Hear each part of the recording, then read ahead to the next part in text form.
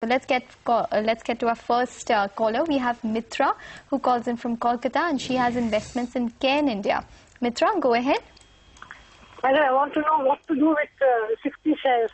I heard there's some merger. Should it benefit? Okay. You don't mind exiting at current levels either? Mitra? Sorry? You don't mind exiting at current levels either? But it will be a lot of loss, huh? Yes. So you're okay with taking that loss? No, I want to, if I stay invested for some time, can I regain my loss? Okay. Kunal, what would you recommend in light of the news of the merger? What would you tell Mitra to do at with the Cairn stocks that she's holding? Her buy price was 307 and the stock is currently at 188.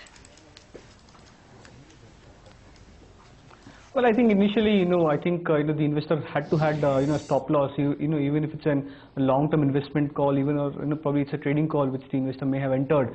But, nevertheless, at this price, I think, looking at the way the stock has behaved over the last 5 years, generally we feel that, short-term perspective, the stock may see bounces. But if you look at the way the stock has panned out over the last 5 years, I believe that the stock has started a significant downtrend. I believe, by staying into the stock, the investor may probably lose out on the opportunity cost of probably buying some another large cap or a good mid cap name. So my sense is I think you can exit the loss, book out the losses over here in Cairn India and probably shift to some other stock. What I would recommend is look at something like Larsen and Toubro. I think the stock is looking very attractive. If you're looking at it from a medium term perspective, then you can also look at mid cap name like Dish TV, which looks very attractive at these levels of 107, 108. So when you talk about medium term, what would you suggest? What would be the time frame? And that would apply for L&T as well as Dish? Yes, it applies for both, and by medium term I believe a time frame of almost 6 months would be a good enough time frame, and the upside potential for the names which I discussed, L&T and Dish TV, could be as much as 15 to 25% respectively.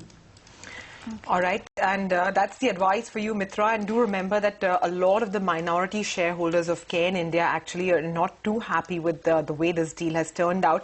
But we do understand that the management of Cairn India as well as Vedanta will be meeting LIC today to explain them the contours as well as benefits of the merger. Remember, LIC is the largest minority shareholder in Cairn India. They hold a 9.1% stake. So let's see how things shape up on that front, and perhaps that would be a cue as to how minority shareholders may be looking at behaving with regards to this deal.